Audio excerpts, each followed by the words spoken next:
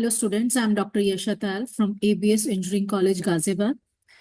Today in this lecture, we'll discuss about superconducting and nanomaterials. In our previous lecture, we have discussed about superconductivity and the various properties of nanomaterials. In this lecture, we will study about various fabrication techniques available for nanomaterials. On the basis of approach of making nanoparticles, we have two types of approaches, bottom-up approach and top-down approach. Bottom-up approach in which we take a bulk material, we reduce its size and further reduce the size to the nanoscale. Top-down, in this we take atomic size elements and we make a cluster of them by atom, by molecule, by cluster by cluster, and finally we reach to the nanoscale. From these two techniques, we are having one example each for fabrication technique. There are a number of techniques for fabrication in both these approach. So bottom approach is basically the process of making nanoparticles in which we start by using atom by atom, molecules by molecules, cluster by cluster, and then join together to make them particles lying in the nanometer. For this, we have the example in our course. In this particular lecture, we will study Sol gel method. Now for top-down approach, we will study in this lecture chemical vapor deposition, which is commonly known as CVD method.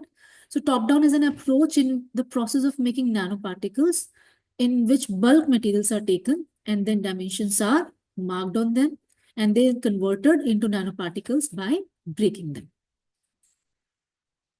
So for CVD technique, which is under top-down approach, we take nanoparticles, we make nanoparticles, which are generally known as carbon nanotubes. So in this diagram, so this is diagram of a furnace and what are the basic parameters. So this is a furnace which operate from 500 to 1000 degrees Celsius. Generally, we take a roughly parameter of 720 degrees Celsius. Now in this particular chamber, we use two types of gases. Hydrocarbon gas, which is a carbon containing gas, and other is inert gas. It can be nitrogen, etc. Now here we have inside this furnace, we have a catalyst which can be iron, nickel or cobalt. And over this, we have carbon nanotubes are formed and the gases which are extra are being outlet from this particular chamber. So in this particular technique of fabricating nanoparticles, carbon source gas is taken and energy source in the plasma resistivity heated coil is used to basically break the carbon bonds. So we take hydrocarbons, which are the carbon source, which can be methane or carbon monoxide gas. Hydrocarbon is passed to the quartz tube, the furnace in which we have quartz tube, which is 500 to 1000 degrees Celsius. In general, it is 700 degrees Celsius temperature, 720 degrees Celsius is used. These under this furnace at this high temperature, the CH bonds are being broken and again CC bonds get attached to each other and hydrogen gas is being passed to the gas outlet attached to the furnace. Now gas carbon diffuses towards the substrate and this substrate is heated and coated with a catalyst which can be iron, cobalt or nickel. Now in this process, we have carbon nanotubes being formed.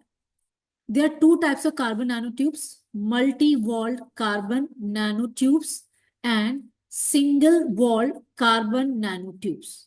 So from these two, multi-walled carbon nanotubes are formed at low temperature, comparatively lower temperature, whereas your single-walled carbon nanotubes are comparatively formed at higher temperature.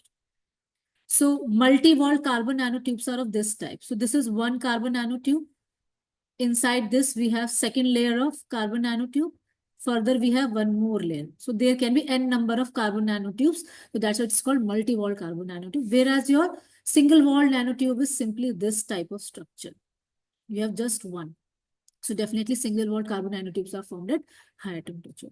So this method is cost-effective and your high purity of products are formed in this particular technique. CVD is highly popular technique to make the carbon nanotubes.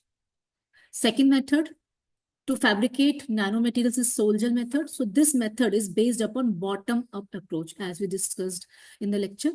So this is based upon conversion of sol into gel, and then the final product is formed in the form of nanoparticles.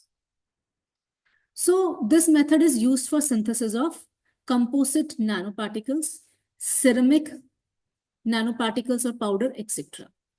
So in this method, synthesis of metal oxide nanoparticles take place. So here metal oxides are required to make the nanoparticles. So this is basically a block diagram to show the formation of sol, gel, and finally nanoparticles. Here precursors and solvents are taken in a beaker, and they are stirred, and hydrolysis process takes place where sol formation takes place. Colloidal structures in the formation takes place, which is called as sol. Now polycondensation process takes place over the time, and gel is formed. We found a connected porous structure. Now this gel has water content, and when we dry this method, aging takes place, and there are three types of drying which can be done. One is supercritical drying, which is at an ambient temperature and pressure where aerogels are. Second is thermal drying, which is at optimum or room temperature where aerogels are formed. Calcination or freeze drying is a method which is in the absence of your oxygen, where cryogels are formed. So these are the three types of techniques for obtaining your nanoparticles from the gel. If we stepwise detailedly study this method, at the very first step, we take metal alkoxide. This metal alkoxide is dissolved in water to make the homogeneous solution. So this is the very first step, as we discussed here in this particular step. Now metal alkoxide plus water is taken. So here your MOH plus ROH is formed. Now if we will keep on stirring, the water molecules react with MOR, and sol formation takes place with the help of hydrolysis. Example for this reaction we can take, so this is a chemical equation with the basic term taken as M. If we take sodium alkoxide and water, we can better explain. Then sodium hydroxide NOH is formed along with CH3OH. So this MOH or NOH is basically the sol. Here the sol formation takes place. Now aging of sol takes place when sol is converted into gel. In the second step, we require to convert a homogeneous gel because some of the water molecules are evaporated. So over the time, definitely water particles will be evaporated. So these sol particles get condensed to each other. So here polykondensation process takes place. Now during this condensation process, sol is converted into gel, and this gel is homogeneous. So if you can see this diagram clearly, so here our sol here is not a homogeneous structure. So this is not a homogeneous structure, whereas gel is a homogeneous structure. So now here, again, metal alkoxide react with MOH and MOM. The chain of MOM is formed along plus ROH. Example, as we have previously taken, NaOCO3 plus NOH, the repeated reaction gives NaO. Here we have NaO, bond is formed. So this is your basically gel. So this is the gel formation takes place here. Now, this gel is a liquid type, so because it has water content. So now we need to extract the nanoparticles. We need to require to remove the solvent from this particular gel, and the solvent can be removed by three processes. Supercritical condition, very first, which is a perfect condition.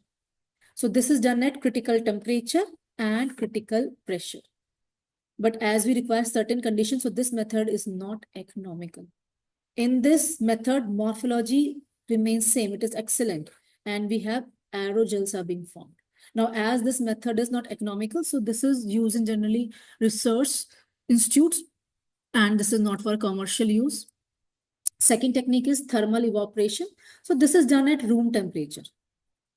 And this is highly economical because it is done at room temperature. And here aerogels are formed. Second, third is calcination or freeze drying. Under this, heating of the substance is done in the presence of oxygen at 800 degrees Celsius. At very high temperature, it is being heated in the presence of oxygen, and temperature, at high temperature, your solvent gets evaporated. And here, xyrozells are formed. So xyrozells are formed through calcination technique. Cryozells are formed through calcination technique. Xyrozells are formed through thermal evaporation, and aerosols are formed through supercritical drying. We can once more see the collective diagram. Here we have taken the precursors and solvent. By stirrings, sol is formed. Now again, with this evaporation, some of the water molecules, gel is formed. Now the solvent is evaporated by three techniques: supercritical, thermal, and calcination technique. And we have aerosol, xyrosol, cryosol. Aerosol is not that economical because it is at critical temperature and pressure. Xyro and cryogels are that economical because they are done at room temperatures and at 800 degrees Celsius, respectively. Next, we need to know about the applications of nanomaterials. Now, as we've already discussed various properties of nanomaterials, nanoparticles are used in where they can be used with such a high value of very good or enhanced optical, electrical, or thermal or structural. They can be used in displays. They can have strength. So, and still they can be cheaper, lighter, and brighter, which are more efficient. So these are properties of displays are found because of high thermal, high electronical, high mechanical properties. They are used in renewable energy, ultra high performance solar cells because of, again, various transition levels. Nano zinc oxide particles. We all know that zinc has abundant, finite, amazing properties because zinc is fantastic in its various parameters. Now, nano zinc particles have even more superior ultraviolet blocking properties as compared to the bulk particles. So there are in various cosmetics, it is being used to block the ultraviolet rays. Nanoparticles are used in antibacterial silver coating on wound dressing. Nanoparticles are used in anti-reflection coating to make light-based centers for cancer diagnosis. Nanoparticles improves efficiency of coolant in transformers. Nanoparticles are cheaper, so various jackets are made for soldiers at our Siachen because nanoparticles are very lighter and they can be very warm. So there is abundant, vast application of our nanoparticles, and they can be all amazing just because they have various energy levels, which leads to various optical enhanced, electrical, or it is mechanical, or it is thermal or structural properties. Their fabrication can be controlled. Their properties can be controlled with the help of size of the materials.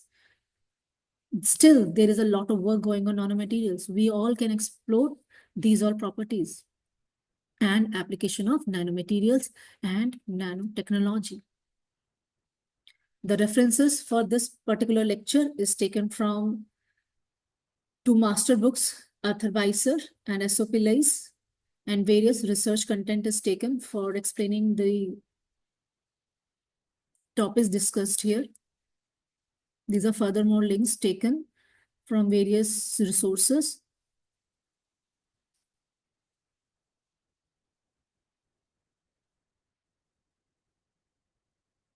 Thank you so much for watching this lecture on nanomaterials, various fabrication technique, and application of nanomaterials.